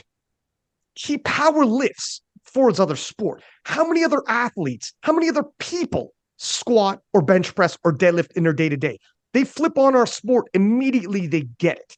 And they probably do it. And how many people do water polo to train for jiu-jitsu, or do water polo to train for hockey, or do water polo to train for football, American football? And water polo's in there. You understand? It's not transferable. Nobody's watching these sports or listening to water polo podcasts in between those 4 years, or following a water polo star. With all due respect, doesn't happen. I'm sorry, Amelia, you look like you might have been offended. No. I'm a water polo fan, you son of a bitch. Listen. But the point is, in terms of transferable, people all over the world get squatting, benching, deadlifting. And previously we thought you have to be a powerlifter to watch. I don't think so. I think you just need to go to the gym and squat and lift. And so many athletes go to the gym and lift. And yes, if you're wondering, do they give a fuck? I just walked into Franklin, Tennessee jiu-jitsu gym, and a 2-time world champion is like, holy shit, you're 6-pack Lapadat. The only reason why he knows me is because I'm on these broadcasts. People are watching from other sports.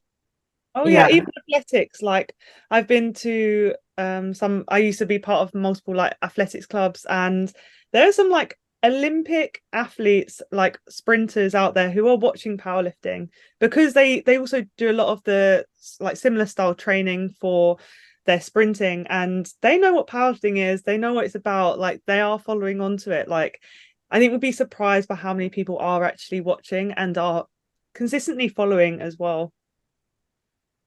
Yeah, I think like you said, it's rare to see another sport so integrated in a general population, like, you know, their life and their everyday. I wasn't offended by the water polo stuff. I was just concerned about your disdain for water polo. You seem very passionate about it. I've only played it once or twice, but I'm sure they're very nice people. A guy from water polo really pissed me off a couple days ago, and I just can't let it go. He held you under. He was like, give me the ball. That's right. I didn't make the water polo team in high school, and I just haven't put that demon to rest yet. Let it go. breathe. But all right, I want to take a quick washroom break and then come back if you ladies want to take a 2-second break here. All right, ladies, European Championship coming around. We talked about the significance, the platform it's on. The competition level is super duper high. Let's dive into this a little bit. I'm going to ask you, ladies, what are some matchups you're excited to see? We'll start with that one first. Who wants to go first on this one? Yeah, I'll Sophia? go for it. Yeah, okay. So we'll start with the women's side. I mean, there's exciting battles on both sides, but for the women, I think it's quite interesting because we have some battles between the Brits as well, which is going to be really exciting. We saw a little bit of it at Worlds as well. So we've got the 69s. We've got Marta Jenner from Norway, Clara from France, and then we've got the two Brits, Scots, Tasmin and Annie. And it's been I've been following all of their training, and Marta is looking hella strong. Like her bench has really like gone up. But Annie and Taz, like they have packed some like insane amount of kilos on their totals just since Worlds. So I think that's going to be really like one to watch. Like especially Annie, like her squat has just been flying, her bench been going, deadlifts, like everything. So like all three lifts from both of them have just been going insane at the moment. Like it's even a consideration that like they're close to, you know, getting closer to that world record total even with just the numbers that they've been putting up in training. Like it's actually like consideration now, which is kind of crazy. And I'm obviously very close with Annie, and I've been like speaking to her about it, and she's just in a really good place with it all. So that's one of them with the 69s. Well, hang on one sec. The world record total 549.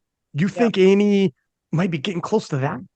Yeah, like I mean, that's a huge jump. I know. It's insane. I mean, like obviously we're just going off of training. It's not the same as doing it in competition. And I know that she also has to water cut as well into the 69s. So, but I mean, from both of them, like so Annie recently hit a 200 kilo squat. And when you bear in mind like what the world record is, like 210, is it, or 213, something like that from Leah? I got the world records here. One sec. It's 211.5. Okay, 211.5. So she did a 200 squat with more in the tank. So you know, it's getting close. It's not obviously there, but it's getting close.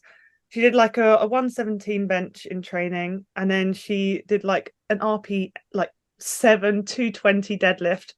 Wow. So you know, it's get like adding those numbers up. It's not far off. Obviously, it's not right there yet, but it's getting closer. And I think give it like next Worlds, like it'll be interesting to see how much more they put on if they continue this trend. Same with Tasmin, like her deadlifts are flying. She's easily pulling 220. She's benching like 122 at the moment, and her squat is around like 185, I believe. So you know they're catching up there from the Brits for sure. Yeah, and I think, you know, it's worth saying about Annie as well. Like you said, those two, like at nationals, they were going like back and forth, kilo by kilo, like to beat each other. But Annie, obviously in Malta, had, you know, a bit of a scare with her squat and then jumped like 15 kilos or whatever it was. So like her on a good day could be really, really impressive. Same with Tasmin. But you mentioned the total record, Ryan, and Marta Jenner is nominated with a total of 538.5, and you know, you've got to think about the potential gains she's made in the last few months. So yeah, I think Sophia's right. I think the 69's going to be exciting as well. Obviously Clara, who's still a junior and is just continuously putting more and more and more on her total. I think she's, you know, always been one to watch, and she's proving that each competition she comes to. Yeah, listen, all four of them, just it's going to be exciting. I mean, like I mean, you know, Leah's going to bring it to Sheffield, and we'll probably see the world record like extended there with the total. But right now for Europeans, like I think they're going to get close to it, you know. Well, this is what I was going to say is, so Clara Perrault, who's a junior, is just murdering the weights lately. And the battle between Clara and Marta Jenner is going to be, that's a world-class battle in and of itself, the two top nominations in the 69 kilo class. I don't know who's going to win that. I'm not necessarily asking you guys to pick a winner. We do have a preview show we're going to do for more details. However, there needs to be a conversation had. We are getting very close to that world record, and we have a battle of 69s at Sheffield. Whatever the world record ends up, the Sheffield lifters can obviously exceed. However, it's going to be one of those, hey, slow down, ladies, because this percentage that we break the record that we're going to be judged at Sheffield. Do you think, and this is a yes or no, I'm going to throw to both of you, does the 69 kilo world record get broken at the European Championship? Sophia? I want to say yes, because I want to back my girl. Do you know what I mean? Like, I want to see it happen. I think, like, realistically we'll get close to it. I'm not 100% sure like where obviously Marta is right now. I've seen a few of her squats and her bench. I've heard from her that deadlifts are going well. So, you know, who knows? I think, and if she can pull it all together on the day as well, I think, you know, I think all four of them are probably going to be battling to chip something. If not be broken, it will definitely get very close to that world record.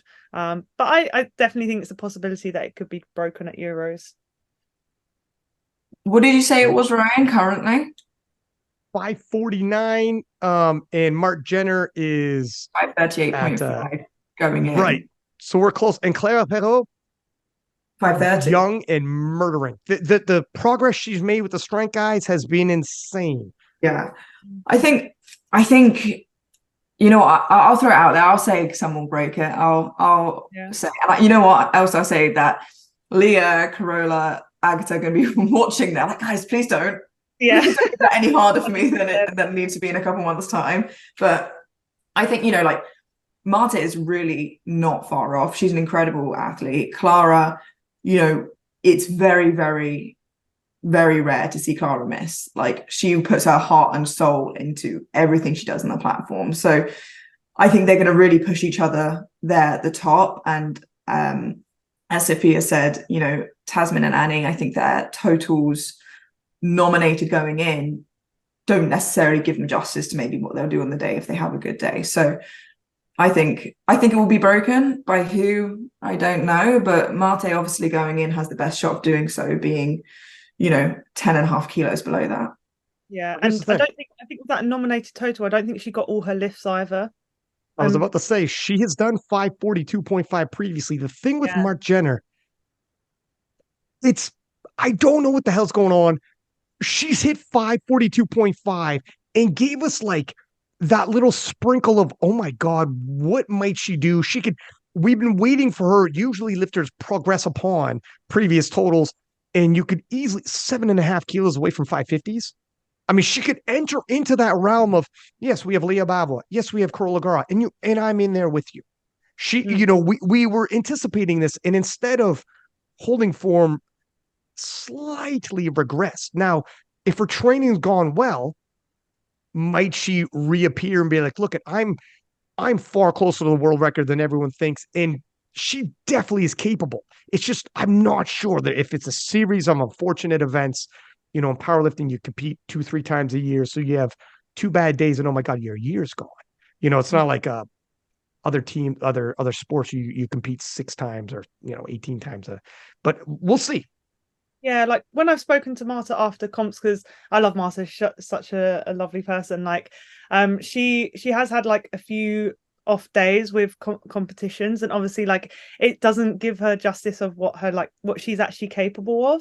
And she's a grinder. Like, she can like just brute strength. Like, if you watch her bench, it's not like she's got like an insane arch or anything. She's got some like hella upper body strength. Like, she can proper grind it out. And I think if she has a good day, if she gets 9 for 9, you know, I think she could possibly break that total world record.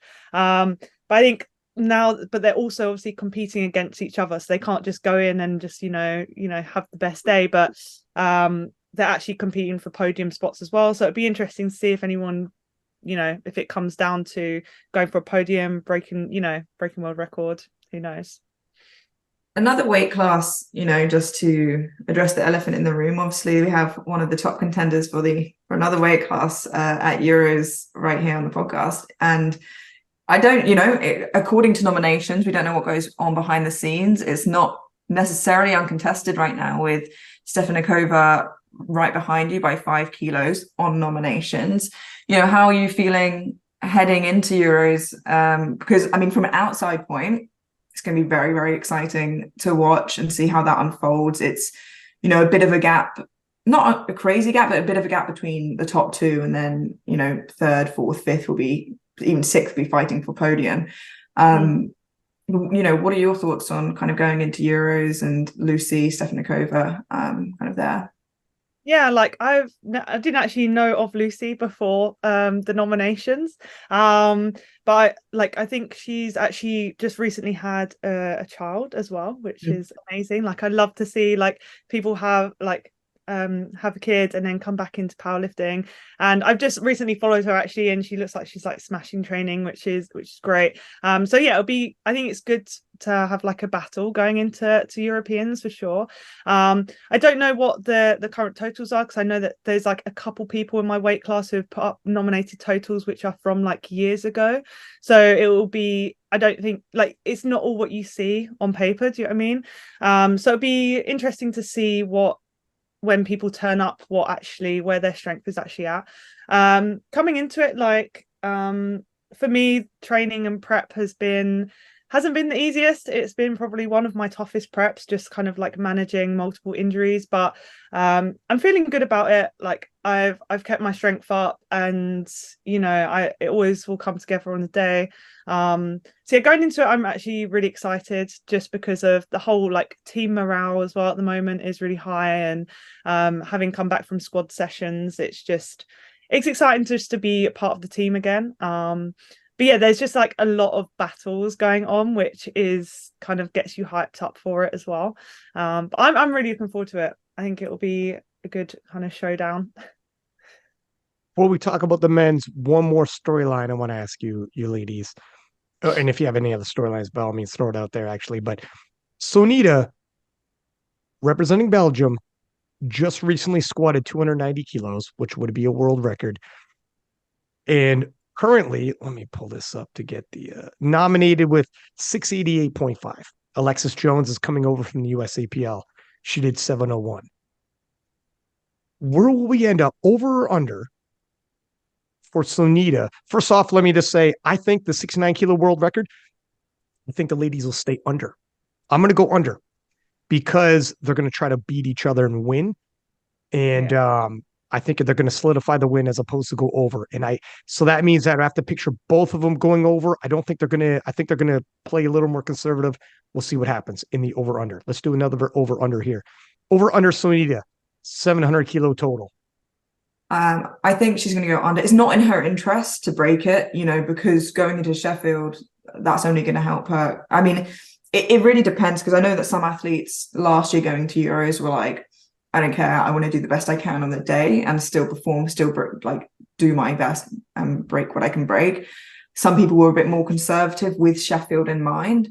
Obviously, if you take Sheffield into account, and I believe Sunita is the only female athlete going to Euros that is also doing Sheffield. I think the other girls doing Sheffield have opted to not do Euros. There's a lot more on the men's side who are competing at Euros and doing Sheffield as well, which is interesting. But it's really going to depend on how she wants to play it in relation to Sheffield, because if you think about that, it's not in her interest at all to break it, to make it a harder job at Sheffield. So if Team Belgium are playing with that in mind, I think they'll go under, because she's almost 100 kilos ahead of the rest. Like, she doesn't need to be 150 kilos ahead of the rest, you know? Yeah. What do you think, Sophia? Is it just for the title? What's her motivation here? So obviously I was on a shoot with Sunita recently, because I was like wondering the same. I was like, why are you doing Europeans when you've literally got Sheffield like coming up? Like, you see all the big names are not doing Euros because they've got Sheffield, apart from Panna, because Panna just loves competing. So yeah, so she said basically part of like her thing with the Belgium Federation is that I think she has to compete at Europeans. So I think that she'll go into Europeans literally just to win. So I think she will just be conservative, probably hit like, like second attempts kind of deal. She might not, she might actually just go full send and let's do it. But I wouldn't see much point in doing that when she's got the opportunity to do that at Sheffield on a bigger stage and actually like earn from it as well. So I think it's purely part that she kind of has to do this competition as part of maybe like a contract or something. And then she'll just, go full send at Sheffield. That makes sense. So yeah, totally makes sense. And for some people listening, some of these nations that these lifters come from to make a national team, and the government sponsors the national teams, and the government in terms of sponsorships and payouts, they have an expectation of showing up at European championships, etc. I'm not sure particularly if that's the case, but it might be with some of these nations. Speaking of on the men's side, some of these world champions and people going to Sheffield that will show up. Someone like Penna can show up, has a nice spread, so he could collect a world or a European title, and add that. Penna's story in 2022 lost all of its titles. And he said in 2023, I regained them all. I take the national title, I take the world title, I take the European title. This is the last one. Great. He could probably show up, not go full send, take the European title. Knowing Penny, he probably will go full send. He goes full send on a weekly basis almost. But so that's interesting. However, there are other people like Anatoly Novopitsmani, who won Best Lifter at the World Championships, who has an invite to Sheffield, obviously, and he's going to show up at Europeans. And if Anatoly is going to show up at Europeans and think he's going to go half-paced and win, he's got Emil Norling, whom, if you recall, actually upset Anatoly at the European Championships previously when Anatoly had an off day. Anatoly cannot go half speed. He cannot have an off day. And I don't know the situation with Ukraine in terms of, sponsorship, etc., why he's doing the Europeans. But if he's going to show up and go anything but 100%, Emil may upset him. Looking at the 93s, what are you guys thinking here? This is interesting. It's interesting. I think Ukraine are now actually sponsored by the Strength Shop, based on Anatoly's Instagram, and it's really interesting. Like Anatoly, just in himself, is such an impressive lifter to watch. I think, similar to Panna, he just wanted to show up again and keep face. Show that he can show up, compete, and win. But yeah, Emil obviously has a huge deadlift on him. He's actually nominated with a 380 deadlift for Euros, which is pretty wild. I'm not sure where he did that, but it's like you said, one small slip up, Emil is definitely able to jump in there and slip in. But obviously Anatoly still has Sheffield to kind of watch out and be mindful of, as well, Panna and Sunita in this. Yeah, it'll be interesting how much the 105s push it for sure. Like, I think that is a class to watch. It'll be like as good as Worlds kind of thing. And then with Panna, when I've spoken to him previously, he is going there to compete. Like, he's not just going half-assed. Like, he is going there to, full send, like, as you can expect from Panna, nothing less. So again, like Panna, I think the 66 is going to be interesting. Even the 74s, like, our guy Dylan, he's been wanting that world record squat for so long, and his training has been looking solid. So there's going to be a lot of things going on at Euros for sure. Yeah, Backlund returns in the 74s. Backlund, he was a former world champion, defeated Taylor Atwood at the World Championships 2017, moved into equipment, and Oleg, who had 17 or so world titles in equipment in a row, he moved into equipped and beat him. Chael is literally the goat slayer, and he returns to the European Championships. Obviously, we have so we talked about the 105s, Jonah from Germany in the 120s. Everybody's very excited about him. Been in the game only 1 year, and tons of potential behind that young man. Very excited to see what he ends up doing. Amelia, you look like you wanted to add something there. Yeah, on nominations, he's slightly above Indy there, the British lifter who currently holds the world record deadlift in the 120s. And obviously you can see where Jonah makes up the space, as he's 2.5 kilos below the current open world record, which has been held for quite some time. They've got very similar squats. Obviously Jonah really leaps ahead in the bench, but if anyone's been following Indy's training, his deadlifts have been like, he's made 386, which he only did in Malta, look like a second attempt, like a first attempt. Like it's going to be really exciting because Jonah can build a lot of ground in the bench, and then he just needs to kind of keep it together during the deadlifts, get those extra kilos. But then it's really in Indy's hands to kind of fight for that, as he has such a big pull on him. So I think the 120s are going to be really, really exciting. And obviously CC's there as well, there and the nominations in bronze.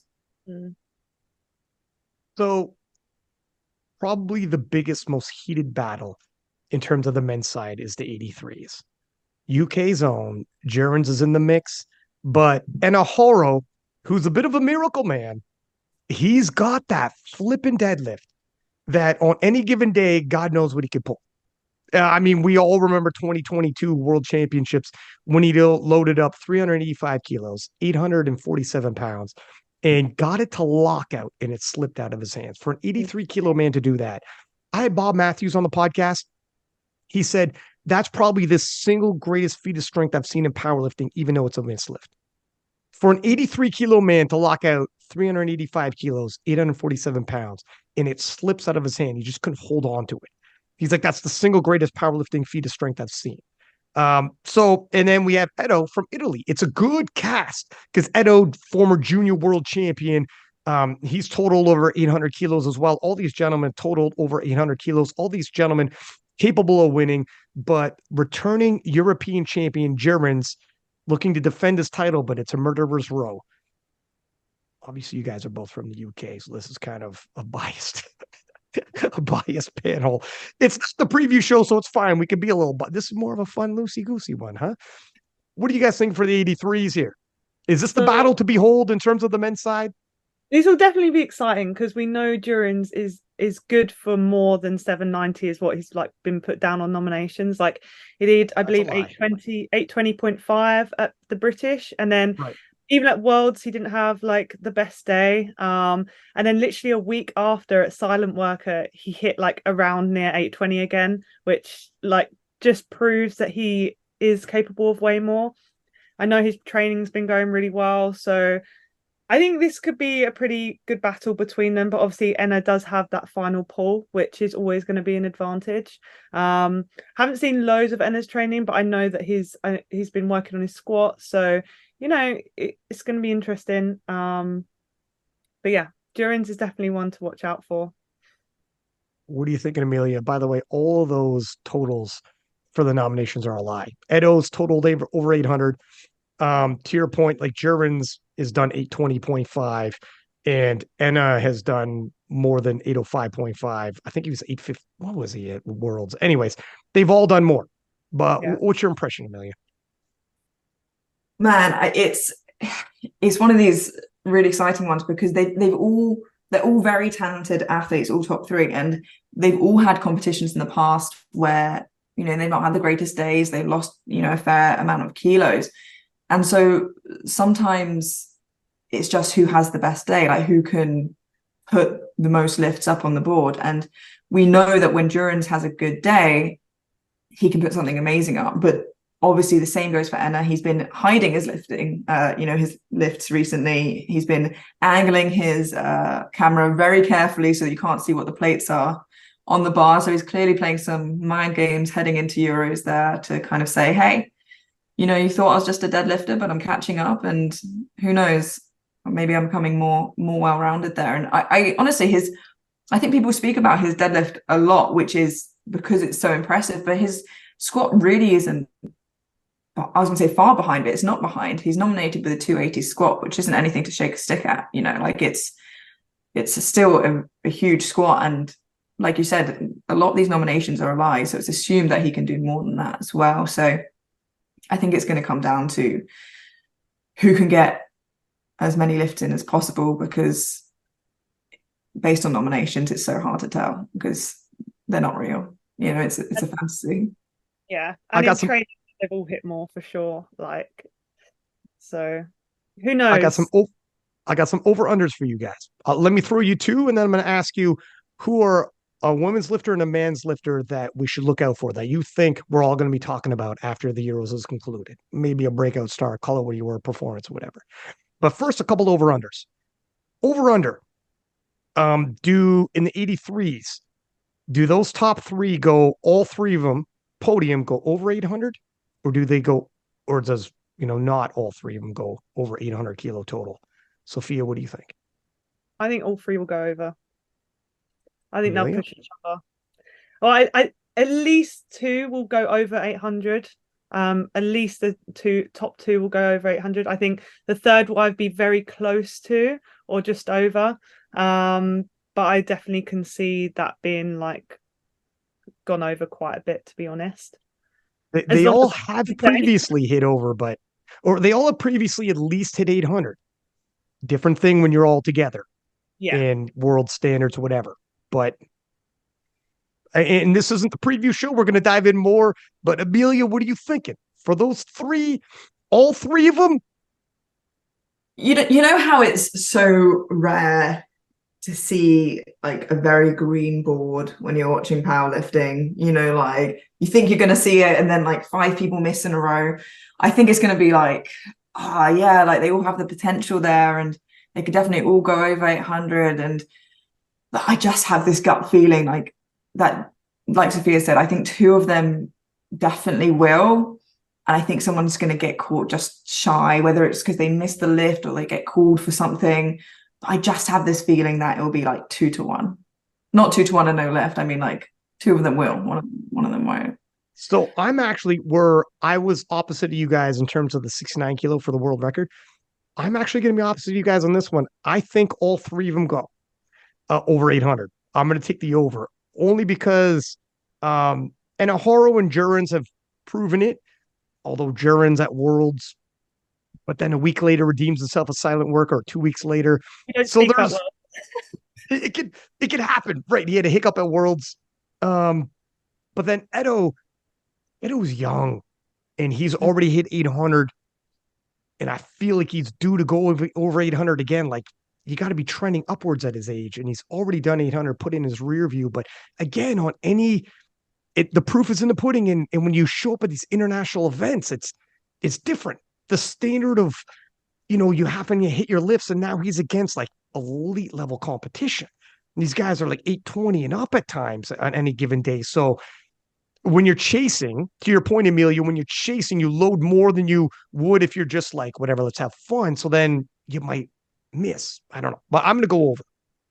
I think, you know, like you said, if they're at the nationals and they're like 60 kilos ahead of people, they have the freedom just to play around and get those totals. But to your point, you know, you said Edo is so young, but actually he's the same age as Enna. Like, not that they're not both young, but like it's interesting kind of considering like both 2 of the 3 of the top of the 83s are kind of in that age bracket. But yeah, I mean, ask me again on the preview show in a week. Maybe I've changed my mind. Right. No, same here. When I dive further into it, by the time the preview show rolls around, and we're going to have more data points for training, and I'm going to dive in deeper as much as I can. Some of these guys play their cards closer to chest, but I'll have more data points to make that decision. One more over under, if I may. The world record total for the 66 kilo class is 710.5 held by Kasim Sand. And Henna is nominated. He won the world championships this year with 705. Over under. Does he break that world record? Even if by half a kilo, because there's a couple pieces here. A, can he do it? B, will he do it with Sheffield around the corner? You know, Penna, this flipping guy, he's like Tiff, Turbo Tiff. They're both like, hey, we're going to load it up. And for his mind, would he be the type of guy to tell himself, I break it by half a kilo that doesn't matter when I go to Sheffield. Half a kilo isn't going to be that percentage that's going to make or break me in the overall standings, etc. If I'm going to break it at Sheffield, I got to go more than half a kilo anyway. It's like, oh, there's a couple pieces moving. What do you guys think, Sophia? And then I'll toss it to Amelia. I think Panna's good for it. I think he'll probably go in thinking, obviously considering Sheffield, but also knowing Panna and the French team. I think on the day he might just fucking load it, because why not? I don't know, if he's obviously smart about it and thinks about Sheffield, I think he'll just come under the record.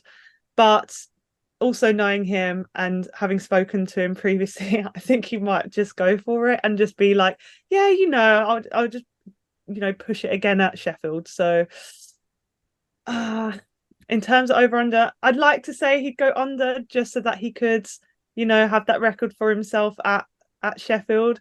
But knowing him, I think he'll try and go over. So what do you think? It's a tough one, eh? You know what? I think he's got it. He wouldn't. I don't think he'd be going to Sheffield if that wasn't a potential. If it was like 90% of other athletes, I'd be like, no, like under. Because like you said, Panna is one of those people who wants to, and like we spoke about earlier, wants to show up and wants to kind of say, I'm not just here to show up and put up a total. I'm here to show you why I'm world champion, why I'm going to be European champion, why I'm going to compete at Sheffield. But it's so hard to, think about what maybe him and his coaching team want to do in regards to that, because like Sophia said, it feels like the sensible thing to do is to go under. But as you kind of made a good point, will half a kilo really, break the bank there at Sheffield? So, I hate to sit on the fence so hard, but does he have it? Yeah. Will he do it? I think that's going to be a fun surprise for everybody, maybe even himself. Yeah, especially as you said with the coaching team as well. It's not going to just be for him. It's going to be for the team for Euros. So I think considering that as well, he probably will go under just because there's other elements involved there with it's a team, more of a team thing rather than Sheffield is more individual. But yeah. It's a tough one. I mean, on totals, like nominated totals, he's 72.5 kilos ahead. Like it's if all goes according to nominations, which it doesn't always, but it seems like it might hit. It's pretty much a runaway should he get a lift in for all three. So he said he wanted to come and prove he can get the world title back, the European title back, and it seems like he could get the European title back pretty easily. Does the record fall within that? Here's what I'm thinking. I think he goes to Euros. I think the French team will let him do what he wants to do if he wants to chip it by 0.5. This is what I think. I don't know. I think he goes for it, but I don't think he gets it at the Europeans. And here's what I'm thinking. Panna is, and I've had this conversation with Panna. He's not like the Russell or whomever that you picture that just shows up and always wins and has this dynasty that's like 5 wins and for 5 years in a row he's number one. Panna is that romantic figure. This is why we all love Panna, because he's vulnerable, because he is that guy who, like, he'll take L's, come back, take wins, and rises to occasions. And I think Euros is the occasion where, because he's got such a far lead, etc. If you write the story of Panna, typically speaking, this isn't where he just rises to occasion, starts breaking records, etc. He's capable. To both your points, I mean, 6 kilos off. Of course he's capable. Who can't rise by 6 kilos? But if I picture Panna, it's like when he went to the World Championships this year and was nominated 4th. Nominated not even on the podium, and wins it all. I think for a guy like Panna, he's like the Rocky story. He's not Mike Tyson, he's Rocky. He does it on the big game on Sheffield when, okay, I missed it at Euros. And then he comes back in a Sheffield that's 2,000 people and it's that much more. And that's when he hits. I think he's the guy who rises to the occasion, and it's got to be like that. That's just my belief. This is just a pattern I'm seeing with Penna, and maybe it's just in my own head, this storybook romanticized view. I have a Penna like Rocky, but he's 6 kilos away. I want this storyline. I want to run with it. Like it's the thing is, if we're honest, he's 6 kilos away, and you can add 6 kilos onto your total at any point in time. So we're just kind of trying to pick when does he throw those 6 kilos onto his total. It could be any time, or it could not. Or it could not, because you're at the tip of the edge. You're at the very edge of the edge. So from what you ate that day to your sleep could change 6 kilos. That's how fine 6 kilos is when you're at the top, right? We all know this. So it's interesting. Looking at the Euros, I won't keep you guys super duper longer because we're belting off a lot of good content here and it's been a hot minute. But who do you guys think? You guys can each choose one, man or a woman, that you think we should pay attention to, and we're all going to be talking about after the European Championships is over. Because obviously, we're doing the preview show next week. I kind of looked over the nominations, and I was at Junior Worlds, and I was going to come in kind of with that point about Jonah Vindeek, and then obviously saw that you dropped an episode, or you're about to drop an episode with him.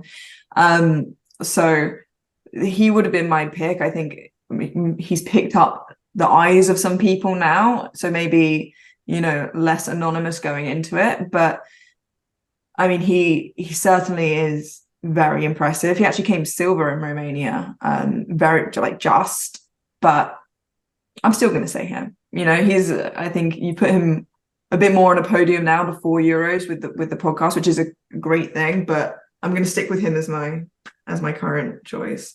Yeah, listen, he's been powerlifting for a year, he said on the podcast. When I drop it, people get his background story before Euros, but 1 year, and he was doing mainly bodybuilding style, and his method of training, very, like he does the power lifts, but tons of accessories, still trains very much like a bodybuilder, but the amount of strength he's put on in that year, if you take a look at the open powerlifting, it's incredible.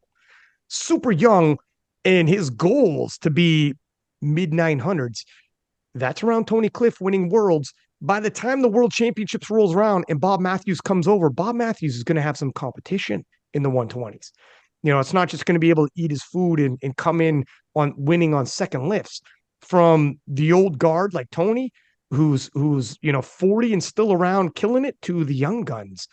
The 120s is uber stacked. Sophia, who are you thinking we should pay attention to? Well, so I was actually going to say also about the selections comp that we've got in Britain as well, just because it slightly affects things for next year.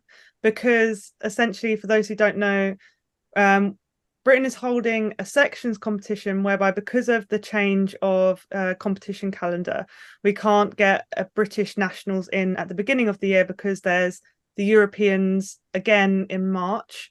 You also obviously got Sheffield, and then you've got Worlds in June. So we need to have a team for next year. And to make it fair, we've hosted a selection so that people can essentially treat it like a nationals.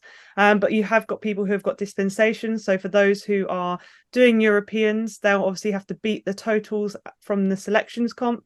You also got people doing dispensation who have done, like, say, the equipped worlds or the home nations. So it's going to be interesting because people from like the British lifters aren't only competing now to try and get the podium spots, but they're also competing to try and beat the totals from the selections competition. They've got multiple things going on. So one that I was going to mention was the 84 women. So you've obviously got, is it Christian from Iceland? And then you've got Temi and Ziana, who both of them are only 2.5 kilos apart, which again is going to be a bit of a battle. But then you've also got Erlov competing at the selections competition. So you're going to have both Ziana and Temi trying to beat Erlov's total. So, and that's going to be interesting because although a lot of people see that as an advantage, having to try and beat that total, is actually also a disadvantage because they're also trying to podium. So do they go for that last deadlift to get the spot, or do they push it even more to try and beat the total from the selections comp? So that's going to be an interesting one. So that's just something to bear in mind when watching Europeans as well. Don't know if you have any comments on that. Thank you for adding that, by the way. That was something that I teased about in the changing of the calendar. Yeah, we'll have to see how it unfolds. I'm not entirely sure it's going to affect us. Yeah. I think Sorry, go ahead. it's fine. I was going to say about the point that you made about, you know, Temi and Ziana having to kind of not only think about what they're doing against Kristen, but also, you know, with Erlov kind of creeping in the shadows at the selection meet, which obviously is just before Euros, I think it is. Yeah. Yeah. So, you know, it's interesting because obviously Erlov hasn't actually been competing too long in kind of the conversation you were saying of upcoming people. She's already pretty well known. Obviously, she broke Amanda Lawrence's deadlift record at Junior Worlds. So I think she's, although starting to get better known already, another one who I think is just going to continue to progress.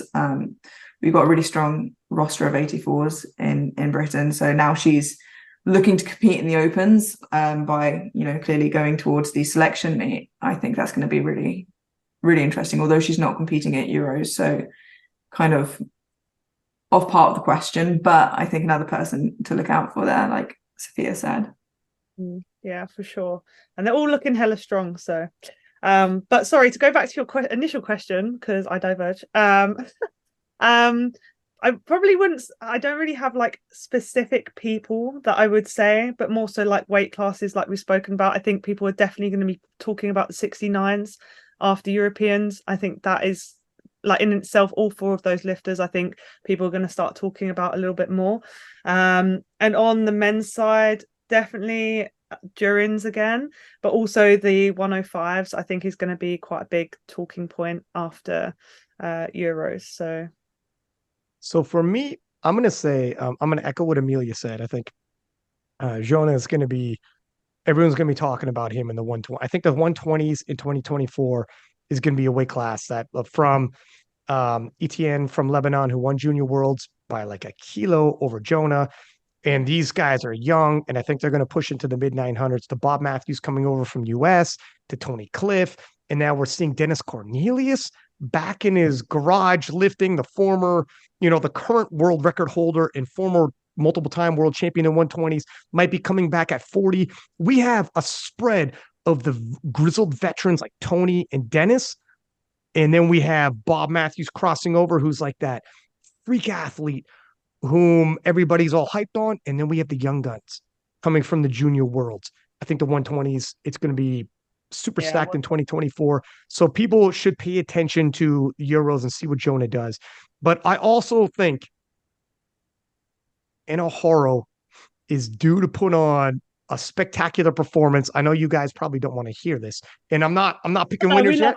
We love Benna. But no, you hate him. But if he can get at world championships, I think he went too heavy on his second and third deadlifts, and I think he's got one major huge pull in him.